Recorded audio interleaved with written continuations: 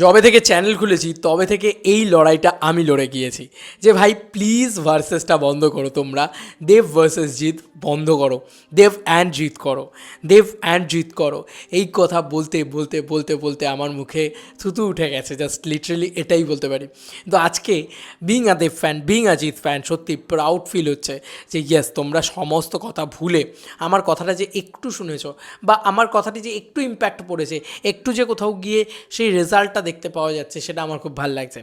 Yes, দেবদা জিদ্দার fan base মিলেমিশে একাকার হয়ে গেছে। আমার ভীষণ ভালো লাগছে এই জিনিসটা। আমি শিওর যে শাকিব খানের সাথেও হবে এবং আস্তে আস্তে আমরা সবাই মিলে একসাথে গ্রো করব। দেবদার ফ্যান্সরা যেন আর কোনোভাবে জিদ্দাকে নিয়ে নেগেটিভিটি না করে, জিদ্দার ফ্যান্সরা যেন কোনোভাবে আর দেবদাকে নিয়ে নেগেটিভিটি না করে, এবং ইন ফিউচার শাকিব খানের ফ্যান্সরাও যেন কোনোভাবে এই তাদেরকে নিয়ে অ্যাটাক না করা হয়, তারাও অ্যাটাক করবে না, আমি শিওর। ঠিক আছে, কোনো ফ্যান বেসকেই যদি তুমি অ্যাটাক করো তাহলে তারাও অ্যাটাক করবে। যখনই তুমি অ্যাটাক করা ছেড়ে দেবে তখন তারাও অ্যাটাক করা ছেড়ে দেবে, এটা আমার বিশ্বাস, আমার মন বলে। যাই হোক, তোমাদেরকে একটা দারুণ জিনিস বলি যে এটা দারুণ একটা খবর আমি দেখলাম। দেবদাকে নিয়ে একটা অপূর্ব পোস্ট করা হয়েছে। সত্যি আমি একটা কথাই বলি, দেবদাকে সাপোর্ট করার লোক এর অভাব নেই। মানে চারিদিক থেকে দেবদাকে সাপোর্ট পাওয়া যাচ্ছে। মানে দেবদাকে সাকিবিয়ানরাও এত ভালোবাসে, আবার দেবদাকে জিৎ ফ্যান্সরাও এই অনেক দিন বাদে জিৎদার আসল ভক্ত। এই পেজটা দেখো, আমি তোমাদেরকে এই পোস্টটা দেখেও, এটা দেবদার ছোটোবেলা নিয়ে পোস্ট করা হয়েছে, দেবদাকে নিয়ে পোস্ট করা হয়েছে, এত বড় একটা পোস্ট করা হয়েছে। এটা কারা পোস্ট করেছে? জিৎদার আসল ভক্ত। দেখো পেজটা দেখো, তোমরা দেখতেই পাচ্ছ, তোমাদের সামনেই ওপেন করলাম পেজটা, এবং পেজটা দেখো জিৎদাকে নিয়েই মূলত পোস্ট করে কিন্তু। ঠিক আছে, মানে এটা একটা জিৎদার ফ্যান পেজ।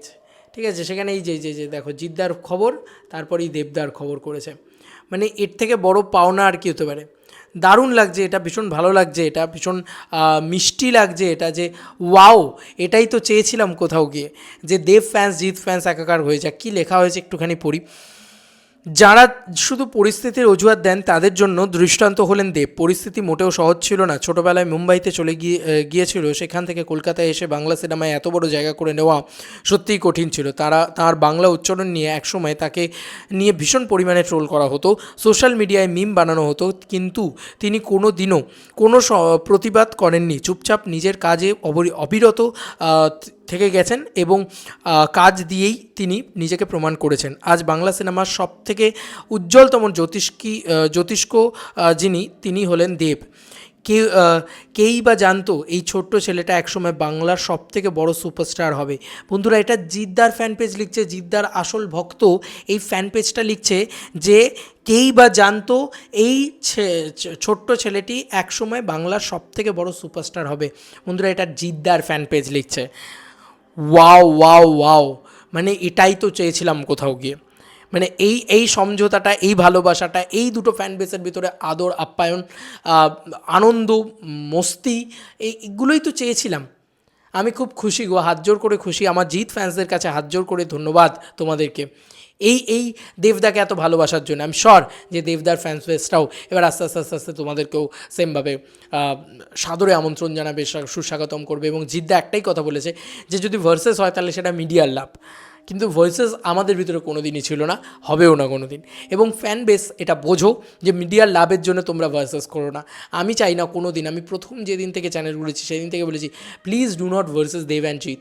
বিশ্বাস করো, দেবদা বা জিৎদা একটা লাঠিকে সহজে ভাঙা যায়, কিন্তু দুটো লাঠি যদি এক হয়ে যায়, দুই পৃথিবীকে এক, মানে এরকমভাবে থাকলে কোনো কারুর ক্ষমতা নেই যে দুই পৃথিবীকে ভাঙতে পারে। বিশ্বাস করো, উই লাভ ইউ দেবদা অ্যান্ড জিৎদা।